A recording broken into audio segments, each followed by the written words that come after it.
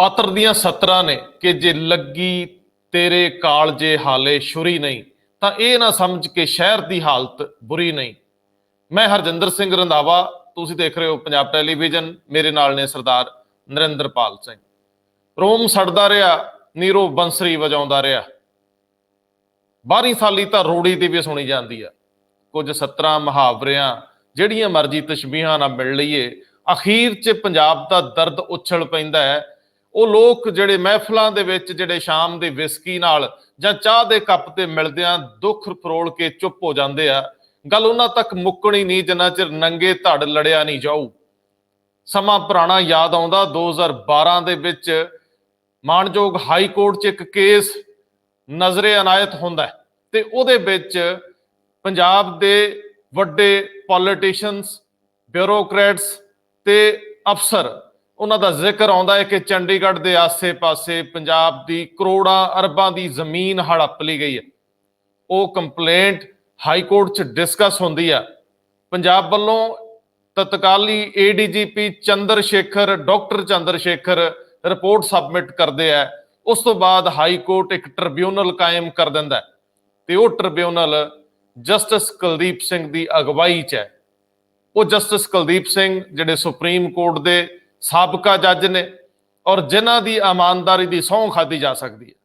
ਤੇ ਫਿਰ ਸਿਲਸਿਲਾ ਸ਼ੁਰੂ ਹੁੰਦਾ ਹੈ ਚੰਡੀਗੜ੍ਹ ਦੇ ਆਲੇ ਦੁਆਲੇ ਤਾਕਤਵਰ ਸਿਆਸਤਦਾਨਾਂ, ਅਫਸਰਸ਼ਾਹਾਂ ਤੇ ਹੋਰ ਜਿਹੜੇ ਲੋਕ ਤਕੜੇ ਨੇ, ਬਾਹਰ ਸੂਖ ਲੋਕ, ਸਰਕਾਰੀ ਜ਼ਮੀਨਾਂ, ਸ਼ਾਮਲਾਟਾਂ ਕਿਵੇਂ ਦੱਬੀਆਂ ਗਈਆਂ, ਕਿਵੇਂ ਸਟੇਟ ਦਾ ਸਰਮਾਇਆ ਕੌਡੀਆਂ ਦੇ ਭਾਅ ਹੜੱਪਿਆ ਗਿਆ। ਇਸ ਗੋਰਖ ਧੰਦੇ 'ਚ ਕੌਣ ਕੌਣ ਸ਼ਾਮਲ ਨਹੀਂ ਸੀ, ਇਹ ਕੱਚੇ ਚਿੱਠੇ ਜਸਟਿਸ ਕੁਲਦੀਪ ਸਿੰਘ ਖੋਲ ਦਿੰਦੇ ਨੇ।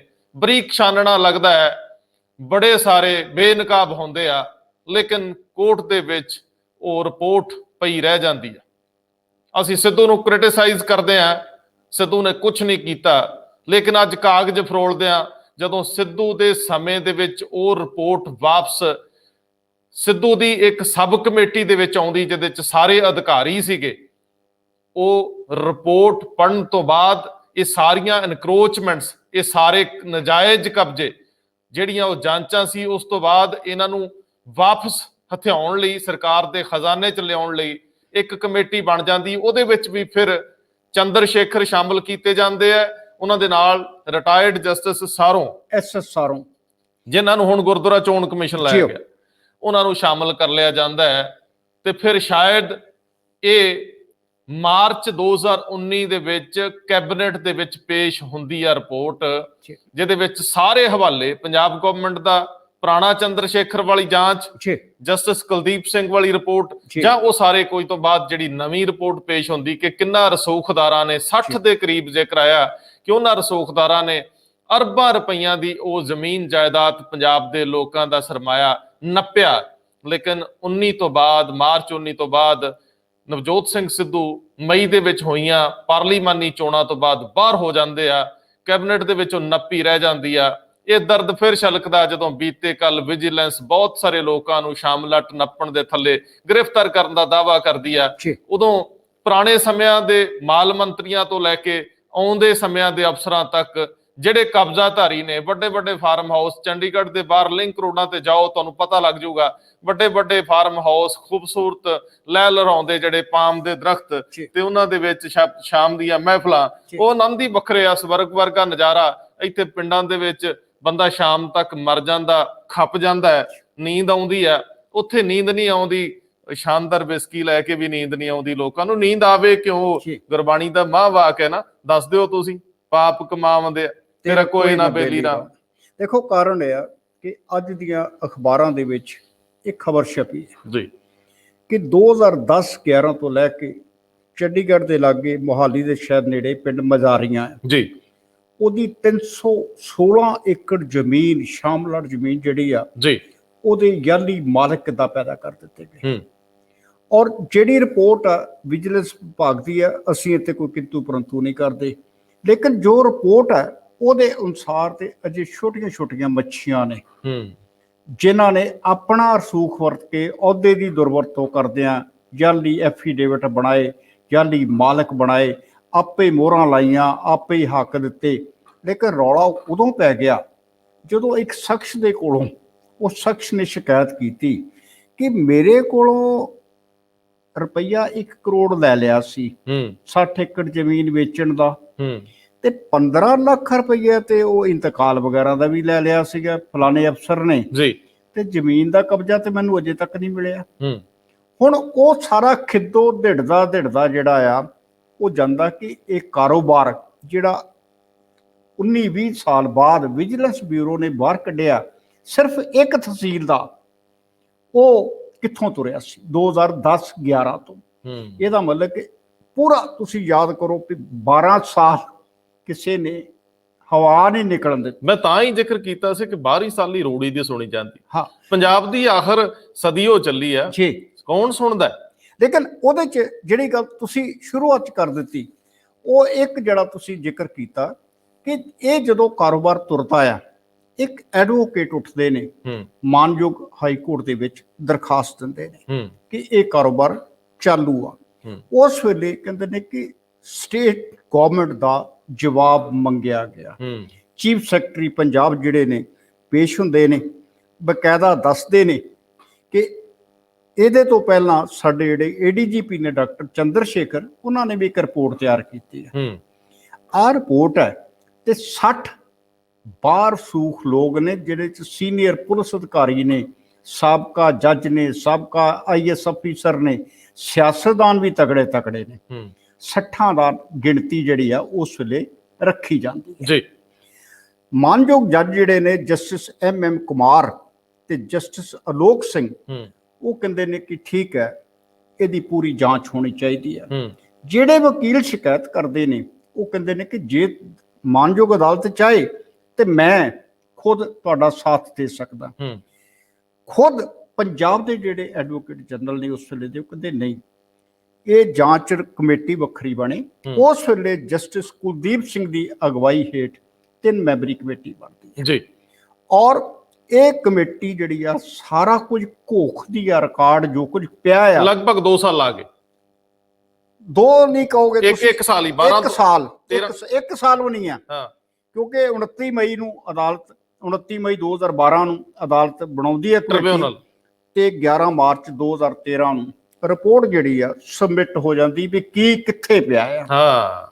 ਉਹਦੇ ਤੋਂ ਬਾਅਦ ਤੁਸੀਂ ਫਿਰ ਜਾਣਦੇ ਹੋ ਕਿ ਮੂੰਹ ਖਾਵੇ ਤੇ ਅੱਖ ਸ਼ਰਮਾਵੇ। ਮਤਲਬ ਵੱਡੇ ਲੋਕਾਂ ਦੀ ਕਹਾਣੀ ਸੀ, ਵੱਡੇ ਲੋਕਾਂ ਨੇ ਕਾਰਵਾਈ ਕਰਨੀ ਸੀ, ਉਹਦੇ ਚ ਜ਼ਰੂਰ ਮੁੱਖ ਮੰਤਰੀ, ਮੰਤਰੀ, MP ਹੈ ਨਾ, ਅਫਸਰ। ਤੁਸੀਂ ਇੱਕ ਲਫ਼ਜ਼ ਵਰਤਦੇ ਹੁੰਦੇ ਜੇ ਕਦੀ ਕਦਾਈ, ਮੈਂ ਕਈ ਵੀ ਗੁੱਸਾ ਵੀ ਕਰਦਾ, ਤੁਸੀਂ ਕਹਿੰਦੇ ਕਿ ਮਾਲ ਮਹਿਕਮਾ, ਤੇ ਮੈਂ ਕਹਿੰਦਾ ਕਿ ਮਾਲ ਕਮਾ ਕੇ ਦੇਣ ਵਾਲਾ, ਤੁਸੀਂ ਕਹਿੰਦੇ ਨਹੀਂ, ਮਾਲ ਆਪਣੇ ਘਰ ਲੈ ਜਾਣ ਵਾਲਾ। ਨਹੀਂ, ਮੈਨੂੰ ਇਹ ਲੱਗਦਾ ਹੈ ਕਿ ਜੇ ਮਾਲ ਮਹਿਕਮਾ ਨਾ ਹੋਵੇ ਜੀ, ਤੇ ਜਿਹੜੇ ਆਪਣੇ ਮੰਤਰੀ ਸੰਤਰੀ ਸਰਕਟ ਹਾਊਸਾਂ 'ਚ ਰਹਿੰਦੇ ਨੇ, ਜਿੱਧਰੇ ਕਿਧਰੇ ਸ਼ਮਿਆਨੇ ਲਾਉਣ ਦੀ ਲੋੜ ਪੈਂਦੀ ਸਰਕਾਰਾਂ ਨੂੰ, ਜਿੱਧਰੇ ਕਿਧਰੇ ਫੰਕਸ਼ਨ ਕਰਨ ਦੀ ਲੋੜ ਪੈਂਦੀ ਆ, ਡਿਨਰ, ਲੰਚ, ਬ੍ਰੇਕਫਾਸਟ, ਤੇ ਫਿਰ ਮੈਨੂੰ ਇਹ ਨਹੀਂ ਸਮਝ ਆਉਂਦੀ। ਪਰ ਗੱਲ ਇਹ ਨਾ, ਇਹ ਮਾਲ ਮਹਿਕਮਾ ਹੀ ਤੇ ਸਾਂਭਦਾ ਸਭ ਕੁਝ। ਕਾਰਨ ਇਹ ਆ ਕਿ ਇੱਕੋ ਅਫਸਰ ਦੇ ਉੱਤੇ ਦੋਸ਼ ਲੱਗਾ ਕਿ ਉਹਨੇ ਕਿਹਾ ਉਸ ਵੇਲੇ ਜਿਹੜੇ ਸ਼ਿਕਾਇਤਕਰਤਾ ਨੂੰ ਕਿ ਮੈਂ ਨਾ ਕਿਡਨੀਆਂ ਦਾ ਇਲਾਜ ਕਰਾਉਣਾ। ਅੱਛਾ, 1 ਕਰੋੜ ਲੈ ਲਿਆ ਕਿਡਨੀਆਂ ਦਾ ਇਲਾਜ ਕਰਾਉਣ ਲਈ। ਹੁਣ ਉਹ ਬੰਦੇ ਦਾ 1 ਕਰੋੜ ਡੁੱਬਿਆ ਪਿਆ, 15 ਲੱਖ ਉਹਦੇ ਇੰਤਕਾਲ ਦੇ ਡੁੱਬੇ ਪਏ ਆ, ਤੇ ਜੇ ਆਪਾਂ ਝੂਠ ਨਾ ਬੋਲੀਏ ਤੇ 12 ਸਾਲ ਦਾ ਵਿਆਜ ਵੀ ਲਾ ਲੈਣਾ ਚਾਹੀਦਾ। ਸਰਦਾਰ ਸਾਹਿਬ, ਮੈਨੂੰ ਇਹ ਸਮਝ ਨਹੀਂ ਆਈ, ਜਿਹੜਾ ਬੰਦਾ ਕਰੋੜਾਂ ਦੀ ਗੇਮ ਖੇਡਣ ਡਿਆ, ਕਰੋੜਾਂ ਦੇਣ ਡਿਆ, ਉਹਨੂੰ ਵੀ ਪੁੱਛ ਲੈਣਾ ਚਾਹੀਦਾ ਇਹ ਗੋਰਖ ਧੰਦਾ ਕੀ ਆ? ਤੂੰ ਕਰੋੜ ਰੁਪਈਆ ਜਾਇਜ਼ ਕੰਮ ਕਰਾਉਣ ਦਾ ਦਿੱਤਾ ਕਿ ਨਜਾਇਜ਼ ਕਰਾਉਣ ਦਾ ਦਿੱਤਾ? ਮੈਂ ਕਿਹਾ ਜੀ, ਖਿੱਦੋ ਤੇ ਹੁਣ ਉਧੜਨਾ ਸ਼ੁਰੂ ਹੋਇਆ, ਲੇਕਿਨ ਜਿਹੜਾ ਖਿੱਦੋ ਅਜੇ ਵੀ ਲੁਕੋਇਆ ਗਿਆ। ਮੈਂ ਕਹਿੰਦਾ ਸਰਦਾਰ ਜੀ, ਖਿੱਦੋ ਤਾਂ ਖਿੱਲਰ ਗਿਆ 11-12 ਚ, ਜਦੋਂ ਜਸਟਿਸ ਕੁਲਦੀਪ ਸਿੰਘ ਨੇ ਦੁੱਧ ਦਾ ਦੁੱਧ ਤੇ ਪਾਣੀ ਦਾ ਪਾਣੀ ਕਰਤਾ, ਸੁਣਿਆ ਕਿ ਬਹੁਤ ਬਰੀਕ ਛਾਨਣਾ ਲਾਇਆ। ਲੇਕਿਨ ਉਸ ਤੋਂ ਬਾਅਦ ਸਰਕਾਰਾਂ ਜਿਹੜੀਆਂ ਸੀ, ਬਾਦਲ ਦੀ ਸਰਕਾਰ ਸੀ ਤੇ ਹੁਣ ਉਸ ਤੋਂ ਬਾਅਦ ਕੈਪਟਨ ਦੀ ਸਰਕਾਰ ਆ, ਆਖਰ ਕਿਹੜੀ ਮਜਬੂਰੀ ਸੀ ਕਿ ਸਰਕਾਰਾਂ ਦਾ ਇੰਨਾ ਨੁਕਸਾਨ ਹੋਇਆ, ਸਰਕਾਰੀ ਪ੍ਰਾਪਰਟੀ ਹੜਪ ਲਈ ਗਈ, ਜਾਂਚ ਹੋ ਗਈ, ਹਾਈ ਕੋਰਟ ਇਨਵੋਲਵ ਹੈ, ਜਸਟਿਸ ਕੁਲਦੀਪ ਸਿੰਘ ਵਰਗਾ ਇਮਾਨਦਾਰ ਅਫਸਰ ਇਨਵੋਲਵ ਹੈ, ਉਸ ਤੋਂ ਬਾਅਦ ਨਵਜੋਤ ਸਿੰਘ ਸਿੱਧੂ ਵਰਗਾ ਧਾਕੜ ਮੰਤਰੀ ਵੀ ਸ਼ਾਮਲ ਹੈ, ਤੇ ਫਿਰ ਇਸ ਗੱਲ ਨੂੰ ਤਣਪਤਣ ਲੱਗਣ ਹੀ ਨਹੀਂ ਦਿੱਤਾ। ਆਖਰ ਏਡੇ ਪਾਵਰਫੁਲ ਕਿਹੜੇ ਲੋਕ ਆ ਜਿਨ੍ਹਾਂ ਨੇ, ਮੈਨੂੰ ਦੱਸੋ ਫਿਰ ਅੱਜ ਇੱਕ ਸ਼ਿਕਵਾ ਮਾਨਯੋਗ ਹਾਈ ਕੋਰਟ ਦੇ ਜਿਹੜੇ ਚੀਫ ਜਸਟਿਸ ਹੈ ਉਹਨਾਂ ਨਾਲ ਵੀ ਜੀ। ਹੈ ਤੇ ਸਾਰੇ ਜੱਜਸ ਨਾਲ ਆ।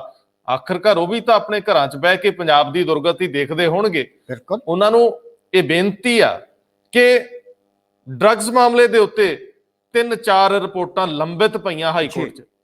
ਆਖਰ ਅਸੀਂ ਹੋਰ ਵੇਟ ਕੀ ਕਰਦੇ ਆ?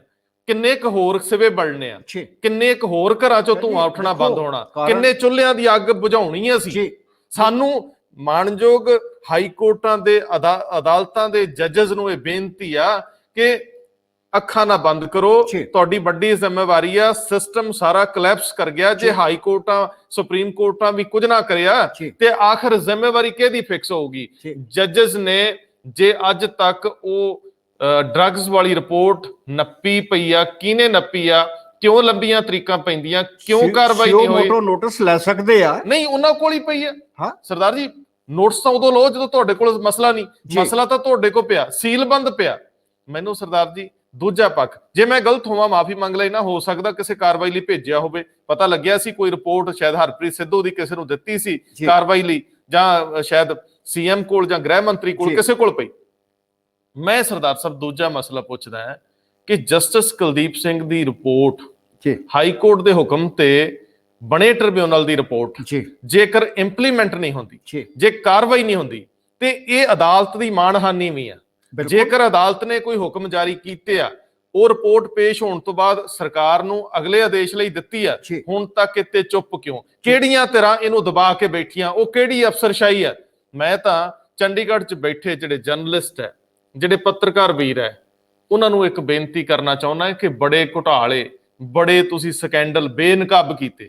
ਆਖਰ ਕਿਹੜੀ ਮਜਬੂਰੀ ਆ ਕਿ ਚੰਡੀਗੜ੍ਹ ਦੇ ਆਲੇ ਦੁਆਲੇ 'ਚ ਚਮਚਮਾਉਂਦੀਆਂ ਇਹ ਫਾਰਮ ਹਾਊਸ ਦੀਆਂ ਰੌਸ਼ਨੀਆਂ ਉਹ ਨਜ਼ਰ ਕਿਉਂ ਨਹੀਂ ਆਉਂਦੀਆਂ?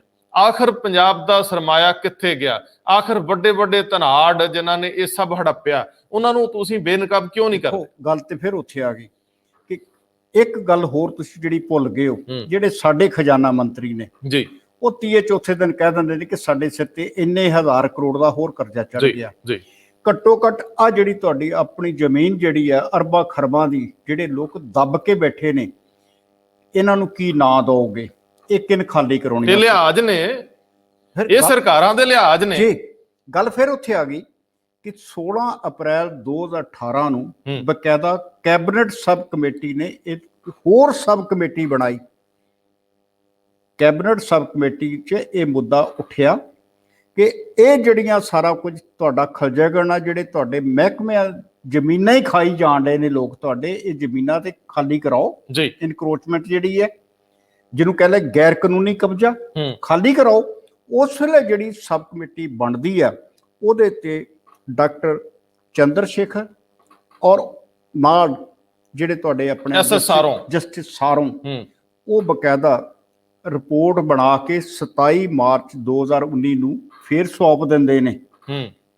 ਹੁਣ 27 ਮਾਰਚ 2019 ਤੋਂ ਬਾਅਦ ਆ ਤੁਹਾਡਾ 21 ਵਾਲਾ ਮਾਰਚ ਵੀ ਲੰਘ ਗਿਆ। ਤੁਸੀਂ ਇਹ ਸੋਚਦੇ ਹੋ, ਕਦੇ ਇਸ ਤਰ੍ਹਾਂ ਵੀ ਸੋਚਦੇ ਹੋ ਕਿ ਕੈਪਟਨ ਸਾਹਿਬ ਦੇ ਉੱਤੇ ਬਹੁਤ ਵੱਡਾ ਸੰਕਟ ਚੱਲਦਾ ਪਿਆ ਕਿ ਤੁਸੀਂ ਉਹਨਾਂ ਨਾਲ ਰਲੇ ਹੋ ਜਿਹੜੇ ਪਹਿਲਾਂ ਰਾਜ ਕਰਕੇ ਗਏ? ਦੋ ਚੀਜ਼ਾਂ ਬੜੀਆਂ ਸਾਫ਼ ਹੈ। ਨਹੀਂ, ਸੁਣੋ ਕੋਈ ਨਹੀਂ ਕਹਿ ਰਿਹਾ, ਕੋਈ ਦੋਸ਼ ਨਹੀਂ ਲਾ ਰਿਹਾ। ਦੋਸ਼ ਲਾਉਣ ਵਾਲਾ ਉਹਨਾਂ ਦਾ ਆਪਣਾ ਇੱਕ ਮੰਤਰੀ ਹੈ। ਜਿਸ ਮੰਤਰੀ ਦੇ ਸਮੇਂ ਇਹ ਸਬ ਕਮੇਟੀ ਬਣੀ ਤੇ ਰਿਪੋਰਟ ਆਈ, ਇਹਦਾ ਮਤਲਬ ਕਿ ਘਰ ਦੇ ਭੇਤੀਆਂ ਨੂੰ ਪਤਾ ਆ ਵੀ ਅਸੀਂ ਕੀ ਕੀਤਾ ਸੀ। ਨਹੀਂ ਸਰਦਾਰ ਜੀ, ਇਹ ਅਗਲੀ ਗੱਲ ਸੁਣੋ। ਮੈਂ ਕਹਿੰਦਾ ਕਿ ਨਵਜੋਤ ਸਿੱਧੂ ਕਹਿ ਰਿਹਾ ਕਿ ਤੁਸੀਂ ਪੁਰਾਣਿਆਂ ਨਾਲ ਰਲਿਓ। ਸਹੀ ਗੱਲ, ਹੁਣ ਉਹਨੇ ਸਿੱਧਾ ਕਹਿ ਰਹੇ ਨੇ, ਐਲਾਨੀਆ ਕਹਿ ਰਿਹਾ। ਹੁਣ ਤੇ ਉਹਨੇ ਸਿੱਧਾ ਕਹਿਤਾ ਕਿ ਪਰਦੇ ਪਿੱਛੋਂ ਸਰਕਾਰ ਬਾਦਲ ਕੇ ਚਲਾ ਰਹੇ, ਕਿਹਾ ਕਿ ਨਹੀਂ? ਬਿਲਕੁਲ। ਮੈਂ ਇਹ ਤੋਂ ਵੀ ਅੱਗੇ ਜਾਣਾ, ਤੁਸੀਂ ਕਿਸੇ ਵੀ ਇਸ ਵਿਵਾਦ ਤੇ ਚੱਲਦੇ ਪ੍ਰੋਗਰਾਮ ਦੇ ਥੱਲੇ ਟਿੱਪਣੀਆਂ ਦੇਖ ਲਓ ਜੀ, ਲੋਕ ਸਰਾਸਰ ਕਹਿ ਰਹੇ ਆ ਇੱਥੇ ਕੱਖ ਨਹੀਂ ਹੋਣਾ ਜੀ, ਇਹ ਰਲੇ ਨੇ ਜੀ। ਮੈਂ ਇਹ ਕਹਿਣਾ ਹੈ ਕਿ ਹੋ ਸਕਦਾ ਹੈ ਇਸ ਵੇਲੇ ਇਹ ਬੇਮੌਕਾ ਜਿਹਾ 2010 ਦਾ ਮਸਲਾ ਕੱਢਿਆ ਜੀ, ਇਹ ਹੋ ਸਕਦਾ ਕੰਪਲੇਂਟ ਦੇਰ ਦੀ ਆਈ ਹੋਵੇ ਜੀ, ਦੋਸ਼ ਮੱਥੇ ਤੋਂ ਲਾਉਣੇ ਵੀ ਨੇ। ਹੋ ਸਕਦਾ ਹੈ ਕਿ ਜਿਹੜੇ ਜ਼ਮੀਨਾਂ ਨਾਲ ਜੁੜੇ ਕੇਸ ਨੇ, ਇਹਨਾਂ ਦਾ ਖੋਰਾ ਖੋਜ ਨੱਪਦਿਆਂ ਕਿਤੇ ਹੋਰ ਪਹੁੰਚਣਾ ਹੋਵੇ। ਸਰਦਾਰ ਜੀ, ਨਵਜੋਤ ਸਿੰਘ ਸਿੱਧੂ ਹਾਂ ਹਮੇਸ਼ਾ ਇੱਕ ਖਾਸ ਧਿਰ ਨੂੰ ਅਟੈਕ ਕਰਦੇ ਰਹੇ ਆ। ਜੀ ਜੀ ਜੀ ਤੇ ਕੈਪਟਨ ਅਮਰਿੰਦਰ ਸਿੰਘ ਹੋ ਸਕਦਾ, ਇਹ ਤਾਂ ਚੀਚੀ ਨੂੰ ਖੂਨ ਲਾਉਂਦੇ ਆ ਨਾ, ਜੀ। ਹੋ ਸਕਦਾ ਉਹ ਕਹਿੰਦੇ ਹੁਣ ਜਰਾ ਕਾਰਵਾਈ ਕਰ ਲਈਏ, ਗਲਵੇ ਨੂੰ ਹੱਥ ਪਾ ਲਈਏ। ਹਾਂ ਮੈਨੂੰ ਇਹ ਲੱਗਦਾ ਹੈ, ਚਲੋ ਮੈਂ ਸਿੱਧੂ ਦਾ ਧੰਨਵਾਦ ਕਰਦਾ ਇੰਨਾ ਵਿਰੋਧ ਕਰਨ ਲਈ। ਹੋ ਸਕਦਾ ਹੈ ਜਦੋਂ ਵਿਰੋਧ ਦੇ ਵਿੱਚੋਂ ਗੱਲਾਂ ਉੱਠਦੀਆਂ, ਜੀ ਪਰਦੇ ਫਰੋਲੇ ਜਾਂਦੇ ਆ, ਜੀ ਕੁਝ ਹੋ ਸਕਦਾ ਪੰਜਾਬ ਨੂੰ ਰਾਹਤ ਮਿਲੇ, ਹਾਂ ਕੁਝ ਲੋਕ ਬੇਨਕਾਬ ਹੋਣ। ਜੀ ਕਿੱਦਾਂ ਇਹ ਸਾਰਾ ਖਲਜਗਣ, ਜਿਵੇਂ ਤੁਸੀਂ ਸ਼ਬਦ ਵਰਤਿਆ, ਕਿਵੇਂ ਇਹ ਕਾਲੇ ਮਾਲੇ ਹੁੰਦੇ ਨੇ, ਕਿਵੇਂ ਵਜ਼ੀਰ, ਮੁੱਖ ਮੰਤਰੀ ਔਰ ਅਫਸਰ ਰਲ ਕੇ ਇਹ ਸਭ ਖੇਡ ਖੇਡਦੇ ਨੇ, ਔਰ ਇਸ ਖੇਡ ਦੇ ਵਿੱਚ ਕਿੰਨਾ ਪੈਸਾ ਇਨਵੋਲਵ ਹੈ, ਕਿਵੇਂ ਸਿਆਸਤ ਇੰਨੀ ਮਹਿੰਗੀ ਹੋ ਜਾਂਦੀ ਆ, ਚੋਣਾਂ ਇੰਨੀਆਂ ਮਹਿੰਗੀਆਂ ਕਿਵੇਂ ਹੋ ਜਾਂਦੀਆਂ, ਆਮ ਬੰਦੇ ਦੀ ਜਦ ਤੋਂ ਬਾਹਰ ਨਿਕਲ ਜਾਂਦੀ ਹੈ ਸਿਆਸਤ, ਕਿਵੇਂ ਆਮ ਬੰਦਾ ਇਹਨਾਂ ਅਹੁਦਿਆਂ ਲਈ ਤਾਂਗ ਵੀ ਨਹੀਂ ਰੱਖ ਸਕਦਾ, ਕਿਵੇਂ ਪੰਜਾਬ ਲੁੱਟਿਆ ਲਤਾੜਿਆ ਡੁੱਬਦਾ ਹੈ। ਇਹ ਸਾਰੇ ਸਵਾਲ ਉਦੋਂ ਹੋਣਗੇ ਜਦੋਂ ਪੰਜਾਬ ਦੀਆਂ ਧਿਰਾਂ ਉੱਠਣਗੀਆਂ। ਨਵਜੋਤ ਸਿੰਘ ਸਿੱਧੂ ਨੇ ਜੇਕਰ ਵਿਰੋਧ ਵਿੱਚ ਖੜੇ ਹੋਣਾ ਹੈ ਤਾਂ ਇੱਕ ਵਿਰੋਧ ਦੀ ਰਾਜਨੀਤੀ ਹੁੰਦੀ ਆ, ਇੱਕ ਅਗਲੀ ਰਾਜਨੀਤੀ ਹੁੰਦੀ ਆ, ਉਹ ਹੁੰਦੀ ਹੈ ਸਕਾਰਾਤਮਕ ਰਾਜਨੀਤੀ, ਕੁਝ ਬਦਲਣ ਦੀ ਰਾਜਨੀਤੀ। ਇਹਦੇ ਚ ਵਧਾਈ ਹੈ ਸਿੱਧੂ ਨੂੰ ਜਦੋਂ ਉਹਨੇ ਇਹ 2018 ਦੇ ਵਿੱਚ ਸਬ ਕਮੇਟੀ ਦੇ ਇਹ ਅੱਗੇ ਤੋਰੀ ਗੱਲ। ਮਾਫ ਕਰਨਾ, ਮੈਂ ਤੁਹਾਨੂੰ ਟੋਕਣ ਲੱਗਾ, ਕੱਲੇ ਸਿੱਧੂ ਨਹੀਂ, ਜੇ ਕੈਬਨਿਟ ਸਬ ਕਮੇਟੀ ਦੇ ਸਾਰਾ ਕੁਝ ਪਾਸ ਕੀਤਾ, ਉਸ ਵੇਲੇ ਮੁੱਖ ਮੰਤਰੀ ਪੰਜਾਬ ਦੀ ਸਹਿਮਤੀ ਨਾਲ ਹੋਏਗੀ ਕੈਪਟਨ ਅਮਰਿੰਦਰ ਸਿੰਘ। ਬਿਲਕੁਲ ਹੋਏਗੀ, ਉਸ ਵੇਲੇ ਸਹਿਮਤੀ ਸੀ। ਜਦੋਂ ਰਿਪੋਰਟ ਆ ਗਈ 11 ਮਹੀਨਿਆਂ 'ਚ, ਫਿਰ ਉਸ ਰਿਪੋਰਟ ਨੂੰ 11 ਮਹੀਨੇ ਜਿਹੜੇ ਬਾਅਦ ਰਿਪੋਰਟ ਆ ਗਈ, ਉਹਨੂੰ 2 ਸਾਲ ਰੋਕਣ ਦਾ ਕੀ ਤੁਕ ਰਹਿ ਗਿਆ ਸੀ। ਮੈਂ ਉਹੀ ਕਿਹਾ ਨਾ ਵੀ ਜੇਕਰ ਇਹ ਹੁਣ ਤੱਕ ਨਹੀਂ ਹੋਇਆ, ਹਾਂ ਆਖਰ ਇਹ ਸਮਾਂ ਹੁਣ ਕਿਉਂ ਚੁਣਿਆ ਗਿਆ? ਬਿਲਕੁਲ। ਹੁਣ ਜੇਕਰ ਵਿਜੀਲੈਂਸ ਇਹਦੇ ਵਿੱਚ ਸਰਗਰਮ ਹੋਈ ਆ ਨਹੀਂ ਤੇ ਮੈਨੂੰ ਇੰਜ ਲੱਗਦਾ ਹੈ ਥੋੜਾ ਤੁਸੀਂ ਰਲਗੱਡ ਕਰਨ ਲੱਗੇ। ਜਿਹੜੀ ਰਿਪੋਰਟ ਦੀ ਅਸੀਂ ਗੱਲ ਕੀਤੀ ਆ, ਉਹ ਰਿਪੋਰਟ ਅਜੇ ਤੱਕ ਬਾਹਰ ਨਹੀਂ ਆਈ। ਰੌਲਾ ਤਾਂ ਪੈ ਗਿਆ ਨਾ। ਦੇਖੋ ਅੱਜ ਵਾਲੇ ਤੁਸੀਂ ਸਰਦਾਰ ਜੀ ਕਿਹੋ ਜਿਹੀਆਂ ਭੋਲੀਆਂ ਗੱਲਾਂ ਕਰਦੇ ਹੋ। ਜੇ ਇਹ ਖਬਰ ਨਾ ਬਣਦੀ ਜੀ ਤੇ ਅਸੀਂ ਇਹਨਾਂ ਕਾਗਜ਼ਾਂ ਤੇ ਮੱਥਾ ਮਾਰਦੇ। ਇਹਦਾ ਮਤਲਬ ਹੈ ਕਿ ਗੱਲ ਤੁਰੀ ਹੈ ਨਾ, ਤੇ ਗੱਲ ਉਹ ਕਦੇ ਇੱਕ ਮੈਂ ਸੁਣਦਾ ਹੁੰਦਾ ਸੀ ਕੋਈ ਗੀਤ, ਗੱਲ ਤੋਰਨੀ ਤੇ ਨਹੀਂ ਸੀ, ਗੱਲ ਤੋਰ ਦੀ ਵੀ ਕਿਹਦੇ ਨਾਲ, ਤੁਰ ਪਈ ਤੇ ਤੁਰੀ ਚ ਸੁਣਾਇਆ ਗਿਆ। ਬਕਾਇਦਾ ਅਸੀਂ ਗੂਗਲ ਚ ਜਾ ਕੇ ਬਕਾਇਦਾ ਡਾਕਟਰ ਚੰਦਰ ਸ਼ੇਖਰ ਹੋਰਾਂ ਦੀ ਤੇ ਜਸਟਿਸ ਸਾਰੋਂ ਦੀ ਜਿਹੜੀ ਰਿਪੋਰਟ ਹੈ ਉਹਨੂੰ ਡਾਊਨਲੋਡ ਕੀਤਾ। 28 ਪੇਜ ਦੀ ਰਿਪੋਰਟ ਆ, ਬਹੁਤ ਕੁਝ ਦੱਸਦੀ ਹੈ। ਤੁਸੀਂ ਜ਼ਰੂਰ ਦੇਖਿਓ ਜ਼ਰੂਰ। ਹਾਂ, ਔਰ ਇਹ ਵੀ ਦੇਖੋ ਕਾਲੇ ਮਾਲੇ ਕਿਵੇਂ ਹੁੰਦੇ ਆ। ਵਿਰੋਧ ਲਈ ਖੜੇ ਹੋਣਾ ਸਿੱਖੋ ਪੰਜਾਬੀਓ। ਐ ਕੋਈ ਉਂਗਲੀ ਲਾ ਕੇ ਤੋਰ ਲੈਂਦਾ ਤੁਸੀਂ ਤੁਰ ਪੈਂਦੇ ਹੋ। ਇਹ ਰਿਸ਼ਤੇਦਾਰੀਆਂ ਸਕੀਰੀਆਂ ਸਾਂਝੀਆਂ ਹੀ ਹੁੰਦੀਆਂ। ਸਿਆਸਤਦਾਨ ਅਫਸਰ ਕਿਸੇ ਦੇ ਇੱਕ ਦੂਜੇ ਦੇ ਵਿਰੋਧੀ ਨਹੀਂ ਹੁੰਦੇ। ਬਿਲਕੁਲ। ਇਹ ਸਭ ਕੁਝ ਕਰਨ ਲਈ ਤੁਹਾਨੂੰ ਇਕੱਠਿਆਂ ਹੋਣਾ ਪੈਂਦਾ, ਰਲਣਾ ਪੈਂਦਾ। ਔਰ ਅਗਰ ਤੁਸੀਂ ਵਾਕਿਆ ਹੀ ਚਾਹੁੰਦੇ ਹੋ, ਤੁਸੀਂ ਵੀ ਘਰ ਬੈਠੇ ਚਾਹੁੰਦੇ ਹੋ ਕਿ ਅਸੀਂ ਤੁਸੀਂ ਡਾਡਾ ਮਾਰਦੇ ਪਏ ਹੋ, ਅਸੀਂ ਗਰੀਬੀ 'ਚ ਦੱਬੇ ਗਏ, ਸਾਡੇ ਉੱਤੇ ਖਰਚੇ ਵੱਧ ਗਏ, ਸਾਡੇ ਇੰਨਾ ਟੈਕਸ ਲੱਗ ਗਏ, ਫਿਰ ਇਹ ਸੋਚੋ ਕਿ ਜਿਹੜਾ ਪੈਸਾ ਸਰਕਾਰ ਦੇ ਖਜ਼ਾਨੇ 'ਚ ਜਾਣਾ ਸੀ, ਜੇ ਉਹ ਸਮੇਂ ਸਿਰ ਚਲੇ ਜਾਂਦਾ ਤੇ ਤੁਹਾਨੂੰ ਥੋੜੀ ਬਹੁਤੀ ਰਾਹਤ ਤੇ ਮਿਲ ਜਾਂਦੀ ਕਿਤੇ। ਬਿਲਕੁਲ। ਔਰ ਇਸ ਵੇਲੇ ਜੇਕਰ ਵਿਜੀਲੈਂਸ ਸਰਗਰਮ ਹੋਈ ਹੈ, ਜੇ ਟਾਰਗੇਟ ਕੋਈ ਖਾਸ ਵਿਅਕਤੀ ਵਿਸ਼ੇਸ਼ ਨੇ, ਅੱਜ ਕੱਲ 2 ਤਰ੍ਹਾਂ ਦੀ ਰਾਏ ਚੱਲਦੀ ਹੈ ਪੰਜਾਬ ਸਰਕਾਰ ਦੇ ਵਿੱਚ, ਸਭ ਅੱਛਾ ਨਹੀਂ। ਬਹੁਤ ਸਾਰੇ MLA ਕੈਪਟਨ ਅਮਰਿੰਦਰ ਸਿੰਘ ਨੂੰ ਅੱਖਾਂ ਦਿਖਾ ਰਹੇ, ਮੰਤਰੀ ਦਿਖਾ ਰਹੇ। ਟਾਰਗੇਟ ਕੋਈ ਵੀ ਹੋ ਸਕਦਾ ਹੈ। ਜਦੋਂ ਇਸ ਤਰ੍ਹਾਂ ਦੀ ਸਰਗਰਮੀ ਵਿੱਢੀ ਜਾਂਦੀ ਹੈ, ਉਹਦੇ ਪਿੱਛੇ ਲੁਕਵੇਂ ਕਾਰਨ ਵੀ ਹੁੰਦੇ ਆ, ਲੁਕਵਾਂ ਏਜੰਡਾ ਵੀ ਹੁੰਦਾ। ਆਲੇ ਦੁਆਲੇ ਚੰਡੀਗੜ੍ਹ ਦੇ ਜੋ ਵਾਪਰ ਰਿਹਾ ਕਿਸੇ ਤੋਂ ਗੁੱਝਾ ਨਹੀਂ। ਕਈ ਐਸੇ ਲੋਕ ਵੀ ਆ ਜਿਹੜੇ ਅੱਜ ਅੱਖਾਂ ਦਿਖਾਉਣਗੇ, ਕੱਲ ਨੂੰ ਜਾ ਕੇ ਪੈਰੀ ਹੱਥ ਲਾਉਣਗੇ, ਮਹਾਰਾਜਾ ਸਾਹਿਬ ਦੱਬ ਲੋ, ਨਾਲ ਆ ਤੁਹਾਡੇ, ਖਲੋਵਾਂਗੇ ਜਿੰਦੇ ਮਰਦੇ ਤੁਹਾਡੇ। ਇਹੀ ਕੁਝ ਫਿਕਰ ਹੁੰਦੇ ਜਿੰਨਾ ਚਿਰ ਚੋਣ ਜਾਬਤਾ ਨਹੀਂ ਲੱਗਦਾ, ਸੱਤਾਧਾਰੀ ਧਿਰ ਦੇ MLA ਤੇ ਬਾਕੀ ਲੋਕ ਕੁਸਕਦੇ ਤੱਕ ਨਹੀਂ। ਇਹੀ ਗੱਲ ਕਈ ਵਾਰੀ ਸਿੱਧੂ ਬਾਰੇ ਵੀ ਕਹਿਤੀ ਜਾਂਦੀ ਹੈ ਕਿ ਸਿੱਧੂ ਸਾਹਿਬ ਚੁੱਪ ਇਸ ਕਰਕੇ ਉਹਨਾਂ ਦੀਆਂ ਕੋਈ ਕਮਜ਼ੋਰੀਆਂ, ਹਾਲਾਂਕਿ ਉਹ ਚੁੱਪ ਨਹੀਂ, ਸਵਾਲ ਕਰਦੇ ਨੇ ਅੱਜ ਕੱਲ ਚੁੱਪ ਨਹੀਂ ਗਏ। ਲੇਕਿਨ ਅੱਜ ਜਦੋਂ ਇਹ ਇੱਕ ਦਸਤਾਵੇਜ਼ ਸਾਹਮਣੇ ਆ ਜਾਂਦਾ ਤੇ ਫਿਰ ਕਿਤੇ ਨਾ ਕਿਤੇ ਜਿਹੜਾ ਸਿੱਧੂ ਦਾ ਹਮਲਾ ਬਾਰ-ਬਾਰ ਕਪਤਾਨ ਸਾਹਿਬ ਦੇ ਉੱਤੇ, ਫਿਰ ਉਹਦੀ ਕਿਤੇ ਨਾ ਕਿਤੇ ਲੱਗਦਾ ਕਿ ਵਾਕਈ ਬੰਦਾ ਸਹੀ ਕਲਪਣ ਡਿਆ। ਨਹੀਂ ਉਹ ਠੀਕ ਹੈ, ਲੇਕਿਨ ਅਜੇ ਵੀ 2 ਪਹਿਲੂ ਆ। ਅਜੇ ਵੀ ਇੱਕ ਪਹਿਲੂ ਕਿ ਜਿਹੜੇ ਬੋਲ ਰਹੇ ਆ ਉਹਨਾਂ ਨੂੰ ਕਿਤੇ ਉਹਨਾਂ ਦੀਆਂ ਘੁੰਡੀਆਂ ਫੜੀਆਂ ਹੋਣ। ਇਹ ਦੱਸਤਾ ਜਾਵੇ ਕਿ ਵਿਜੀਲੈਂਸ ਅਜੇ ਤੇ ਸਧਾਰਨ ਬੰਦਿਆਂ ਵਾਲਾ ਇਹ ਪੈੜ ਨੱਪੀ ਜਾ ਰਹੀ ਆ, ਇਹ ਪੈੜ ਪਤਾ ਨਹੀਂ ਕਿਹਨਾਂ ਦੇ ਘਰਾਂ ਤੱਕ ਜਾਣੀ। ਦੂਜੀ ਗੱਲ ਸਰਦਾਰ ਸਾਹਿਬ, ਮੱਥੇ ਤੇ ਲੱਗੇ ਦਾਗ ਰਲੇ ਹੋਣ ਦੇ ਲਾਉਣ ਲਈ ਕਿਸੇ ਖਾਸ ਧਿਰਾਂ ਤੱਕ ਵੀ ਪਹੁੰਚਿਆ ਜਾ ਸਕਦਾ ਹੈ। ਜ਼ਰੂਰੀ ਤਾਂ ਨਹੀਂ ਕਿ ਬੇਅਦਬੀ ਮਾਮਲਿਆਂ 'ਚ ਗਲੇ ਨੂੰ ਹੱਥ ਪੈਣੇ ਆ, ਕਿਤੇ ਹੋਰ ਵੀ ਪੈ ਸਕਦੇ ਆ। ਮੈਨੂੰ ਇੰਝ ਲੱਗਦਾ ਕਿ ਸਿਆਸਤ ਦੇ ਚੋਣਾਂ ਦੇ ਆਖਰੀ ਵਰੇ 'ਚ ਇਸ ਤਰ੍ਹਾਂ ਦੀਆਂ ਗੱਲਾਂ ਹੁੰਦੀਆਂ। ਮੁਸ਼ਕਲ ਇਹ ਆ ਕੋਈ ਕੰਕਰੀਟ ਕਾਰਵਾਈ ਕਿਉਂ ਨਹੀਂ ਹੁੰਦੀ? ਫਾਰ ਦਾ ਟਾਈਮ ਬੀਇੰਗ ਨਿੱਜੀ ਫਾਇਦਿਆਂ ਲਈ ਥੋੜ ਸਮੇਂ ਦੇ ਫੈਸਲੇ ਲੈ ਕੇ, ਕੁਝ ਡਰਾਵੇ ਦੇ ਕੇ ਫਿਰ ਲੋਕ ਜਾ ਕੇ ਮਹਿਲਾਂ 'ਚ ਵੜ ਜਾਂਦੇ ਆ, ਭਾਵੇਂ ਮਹਿਲ ਬਾਦਲਕਿਆਂ ਦੇ ਹੋਣ, ਭਾਵੇਂ ਅਮਰਿੰਦਰ ਸੌਂ ਦੇ। ਸੱਤਾਧਾਰੀਆਂ ਦੇ ਮਹਿਲ ਸਦਾ ਰੰਗੀਨ ਰਹਿੰਦੇ, ਰੌਸ਼ਨੀਆਂ ਵਾਲੇ ਰਹਿੰਦੇ ਆ, ਸਾਡੇ ਘਰਾਂ ਦੀ ਅੱਗ ਬੁਝੀ ਰਹਿੰਦੀ ਆ। ਸਵਾਲ ਤਾਂ ਇਹ ਆ ਕਿ ਕਰੋਨਾ ਨਾਲ ਮਰਦੇ ਇਸ ਦੌਰ ਦੇ ਵਿੱਚ ਸਾਡੇ ਕੋਲ ਬੁਨਿਆਦੀ ਸਿਹਤ ਸਹੂਲਤਾਂ ਦਾ ਵੀ ਕਾਲ ਆ, ਸਾਡੇ ਕੋਲ ਵੈਂਟੀਲੇਟਰਾਂ ਤੋਂ ਲੈ ਕੇ ਆਕਸੀਜਨ ਦੀ ਮਾਰਾਮਾਰੀ ਆ, ਲੋਕ ਸਭ ਰੋਲਦੇ ਫਿਰਦੇ ਆ, ਕਿਸੇ ਦਾ ਸਕਾ ਸੰਬੰਧੀ ਕਿਧਰੇ ਆਕਸੀਜਨ ਦੀ ਕਿੱਲਤ ਕਰਕੇ ਰੁਲਦਾ ਹੈ। ਉਦੋਂ ਸਾਨੂੰ ਯਾਦ ਆਉਂਦਾ ਕਿਹੋ ਜਿਹੇ ਸਿਸਟਮ 'ਚ ਖੜੇ ਆ, ਸਾਡੇ ਲਈ ਕੋਈ ਹਾ ਦਾ ਨਾਰਾ ਮਾਰਨ ਵਾਲਾ ਵੀ ਨਹੀਂ ਬਚਿਆ। ਆਖਰੀ ਸਮੇਂ 'ਚ ਇੱਕ ਹੌਕਾ ਗਲੇ ਝਟਕ ਜਾਂਦਾ ਹੈ ਕਿ ਜੇ ਸਮੇਂ ਸਿਰ ਸਿਹਤ ਸਹੂਲਤਾਂ ਮਿਲ ਜਾਂਦੀਆਂ ਤੇ ਆਪਣਾ ਕੋਈ ਸਕਾ ਸੰਬੰਧੀ, ਕੋਈ ਜਾਨ ਤੋਂ ਪਿਆਰਾ ਬਚਾਇਆ ਜਾ ਸਕਦਾ ਸੀ। ਲੇਕਿਨ ਸਾਡੇ ਇਹ ਦਰਦ ਕੋਈ ਸੁਣਨ ਵਾਲਾ ਨਹੀਂ, ਕਿਉਂਕਿ ਮਹਾਮਾਰੀਆਂ ਕਹਿ ਕੇ ਬੜਾ ਕੁਝ ਰਲਗੱਟ ਕਰਤਾ ਜਾਂਦਾ। ਕੋਈ ਨਹੀਂ ਪੁੱਛਦਾ ਕਿ ਚੱਲ ਮਰ ਗਿਆ ਸੀ ਕਰੋਨਾ ਦੇ, ਬੜੇ ਮਰ ਗਏ, ਇਹ ਵੀ ਮਰ ਗਿਆ। ਸੋਚ ਕੇ ਦੇਖਿਓ ਜਿਨ੍ਹਾਂ ਘਰਾਂ 'ਚ 70 ਵਿਛਦੇ ਆ, ਉਹਨਾਂ ਰਿਸ਼ਤਿਆਂ ਦੀ ਅਹਿਮੀਅਤ ਕੀ ਹੁੰਦੀ ਆ। ਕਿਸੇ ਦੇ ਬੱਚੇ ਦਾ ਬਾਪ ਚਲੇ ਜਾਂਦਾ, ਉਹਦਾ ਫਿਊਚਰ ਚਲੇ ਜਾਂਦਾ, ਉਹਦਾ ਸਭ ਕੁਝ ਚਲੇ ਜਾਂਦਾ, ਕਿਸੇ ਦੇ ਸਿਰ ਦਾ ਤਾਜ ਚਲੇ ਜਾਂਦਾ, ਕਿਸੇ ਦਾ ਪੁੱਤ ਚਲੇ ਜਾਂਦਾ। ਬੜੀ ਮੁਸ਼ਕਲ ਹੋਈ ਪਈ ਆ। ਲੇਕਿਨ ਅਜੇ ਵੀ ਸੱਤਾ ਦੇ ਅੰਦਰ ਸਭ ਅੱਛਾ ਨਹੀਂ, ਉਹਨਾਂ ਨੂੰ ਫਰਕ ਨਹੀਂ ਪੈਂਦਾ ਬਾਹਰ ਕੀ ਹੋ ਰਿਹਾ। ਕਰੋਨਾ ਵੀ ਕਿਸੇ ਵੇਲੇ ਸਾਧਨ ਬਣ ਜਾਂਦਾ ਬਾਕੀ ਮਸਲਿਆਂ ਨੂੰ ਰੋਕਣ ਲਈ, ਸ਼ਾਂਤ ਕਰਨ ਲਈ, ਮਿੱਟੀ ਪਾਉਣ ਲਈ। ਪਰ ਪੰਜਾਬੀਆਂ ਨੂੰ ਉੱਠਣਾ ਪਊ ਸਰਦਾਰ ਜੀ, ਇਹ ਲੁੱਟ ਰੁਕਣੀ ਚਾਹੀਦੀ ਆ, ਇਹ ਲੁੱਟ ਬੇਨਕਾਬ ਹੋਣੀ ਚਾਹੀਦੀ ਆ। ਵੱਡਾ ਬੰਦਾ ਕਿੱਡਾ ਵੀ ਹੋਵੇ, ਭਾਵੇਂ ਉਹ ਪੰਜਾਬ ਦਾ ਸਭ ਤੋਂ ਸਿਖਰਲਾ ਅਫਸਰ ਹੋਵੇ ਜਾਂ ਪੋਲੀਟੀਸ਼ੀਅਨ ਹੋਵੇ, ਗਲੇ 'ਚ ਫੰਦਾ ਪੈਣਾ ਚਾਹੀਦਾ, ਬਖਸ਼ੇ ਨਹੀਂ ਜਾਣੇ ਚਾਹੀਦੇ। ਜਦੋਂ ਤੁਸੀਂ ਅਦਾਲਤਾਂ ਦੀ ਗੱਲ ਕੀਤੀ ਸੀ, ਉਹਦੇ ਲਈ ਦੋ ਮੁੱਦੇ ਇਸ ਵੇਲੇ, ਦੋ ਫੈਸਲੇ ਅਦਾਲਤਾਂ ਦੇ ਸਾਡੇ ਸਾਹਮਣੇ ਅੱਜ ਵੀ ਲਟਕਦੇ ਪਏ ਨੇ ਜੀ। ਇੱਕ ਫੈਸਲਾ ਅਦਾਲਤ ਨੇ ਸੁਣਾਇਆ ਸੀ ਜਦੋਂ ਕਿਸਾਨ ਮੋਰਚਾ ਲੱਗਾ ਸੀ। ਅਦਾਲਤ ਨੇ ਕਿਹਾ ਸੀ ਕਿਸਾਨੀ ਬਿੱਲਾਂ ਦੇ ਬਕਾਇਦਾ ਸੁਣਵਾਈ ਦੇ ਲਈ 3 ਮੈਂਬਰੀ ਕਮੇਟੀ, ਉਹ 3 ਮੈਂਬਰੀ ਕਮੇਟੀ ਨੇ ਕੀ ਰਿਪੋਰਟ ਦਿੱਤੀ, ਕੋਈ ਉਹਦੀ ਕਾਰਵਾਈ ਅਜੇ ਤੱਕ ਸਾਹਮਣੇ ਨਹੀਂ ਆਈ ਜੀ। ਦੂਸਰਾ ਇਹ ਕਿ ਬੀਤੇ ਦਿਨੀ ਸੁਪਰੀਮ ਕੋਰਟ ਨੇ ਆਕਸੀਜਨ ਦੀ ਵੰਡ ਨੂੰ ਲੈ ਕੇ ਇੱਕ ਹਾਈ ਪਾਵਰ 12 ਮੈਂਬਰੀ ਕਮੇਟੀ ਦਾ ਗਠਨ ਕੀਤਾ।